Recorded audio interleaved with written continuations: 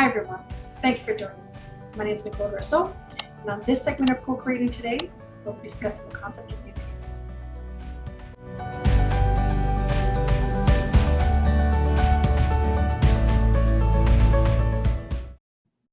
Now, what is unity?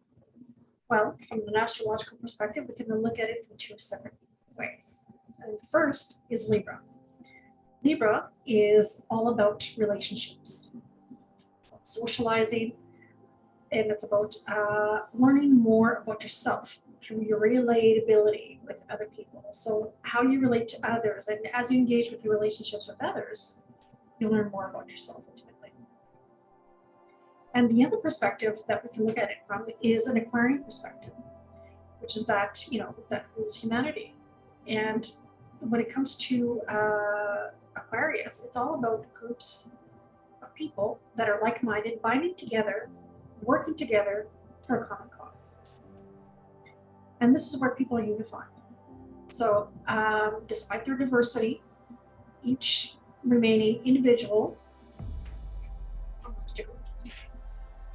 So where am I going with this? Well, first off, I'd like to share a personal experience when it comes to relating to others and gaining perspective in my relationships with other people. Over this summer, I've been presented with a unique experience where I've had the ability to meet different groups of people in various campgrounds as I moved from one location to the next. And this happened over the course of a period of months. And with that, I gained a whole new concept of what is unity. Unity, for me, was not the fact that I can have you conform to my ideas or beliefs, that in order to be unified, you must believe and adapt to my way of thinking. This is not unity. This is not about people coming together to move forward. True unity is accepting each other's beliefs and principles while still maintaining our own, moving together for the sake of humanity. In astrology, it's impossible to have everybody conform to one particular belief system. We're all wired differently, and you don't need astrology to figure that one out. The birth chart provides much more depth to this understanding and to this concept when it comes to us all being wired differently. People born on the same day will have those similar planetary alignments, but those can present themselves in different areas of the chart, which ultimately are different areas of our life. And how those aspects play out is where the free will comes in. So with that being said, you can have two identical charts and them playing out completely differently. Now, the idea for unity to occur is the ability to conform to a certain belief system, to a certain belief structure in order to move forward is absolutely ridiculous. And it's also an impossible task. Unity is crucial for the human race. In Charles Darwin's book that he wrote in 1871, The Descent of Man and Selection and Evolution to Sex, in there he states, where man unites to larger and larger groups or tribes, he states that it makes sense, or actually absolute sense, for man's survival to extend his compassion. And that this circle will continue to extend till it encompasses the entire human race.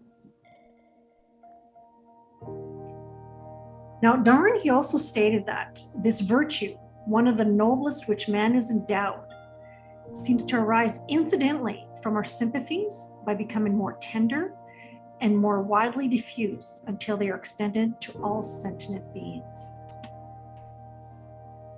1871, this was written. Where have we evolved as humanity since then? How much of compassion have we embodied as a human race towards one another? 6 Asian lives were lost for us to recognize racism against Asians. We sent out an invitation on social media to hear from Asian Canadians and their experiences with racism during the pandemic. The response was overwhelming. My experience with racism, it's always been subtle and always been small, but enough to really make me wonder, do I belong here? Those really casual ways in which people ignore you or walk in big circles around you at the grocery store as far as possible. A woman approached me and started berating me, asking me if I speak English, told me that I should go back home to China. A friend of mine was answering a question in Zoom class. The other student shouted out to him, "Shut up, coronavirus."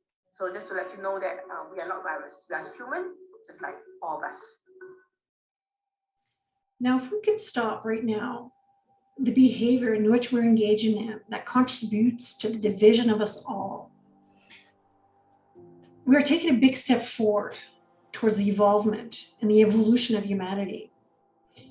And as we do that, as we embody the concept of what humanity really means and what to be human really means, the differences amongst us all begin to dissipate. What we see that are different amongst each other begins to slowly dissolve. And to do this, we need to break down the fear of the walls that have been built within our own personal psyche.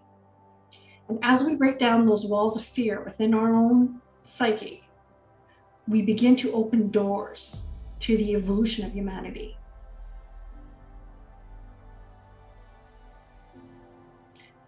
I feel it's a time to celebrate our differences, at the same time celebrate our own uniqueness as we move forward. And we absolutely can do both. And by taking the emotional courage to speak our truth, to let our own light shine, we unconsciously give permission for other people to do the same thing as well. Now, our division has become increasingly alarming and dangerous in society as it stands now. We need to decide, as a civilized society, for the sake of humanity, what kind of world are we choosing to live our children in? What kind of world will we leave behind for future generations? We have to consider the fact that we cannot let the fear of oppression, the fear of rejection of our own personal thoughts, our own personal belief systems, and the fear of resistance to allowing our true light to shine forth stop us. Now's the time for emotional courage to take place, to stand for truth, stand for our own uniqueness, as well as standing for humanity as a whole. This is the concept of that Saturn-Uranus square. What is no longer serving humanity? Division of class, race, religion, vaccinated, not vaccinated, it's increasingly alarming, and it's not serving humanity. It really isn't. Now, what is the true progress forward? What do we truly value moving forward from here? What is no longer serve us? What are these structures that are in place that we've been abiding by for generations and centuries that has not served humanity? Division, individuality, the lack of connection and relatability to others. Now, I invite you to consider how these old ideologies have served humanity and see what is needed as a society, as a whole, as the world needs to move forward. This is a time to thrust humanity forward. There's no question. Because we can no longer live the way we've been living. We are on a path to destruction, to extinction, really. Now, Neil Donald Walsh wrote, "The only solution is the ultimate truth. Nothing exists in this universe that is separate from anything else. Everything is intrinsically connected, irrevocably interdependent, interactive, interwoven in the fabric of all life."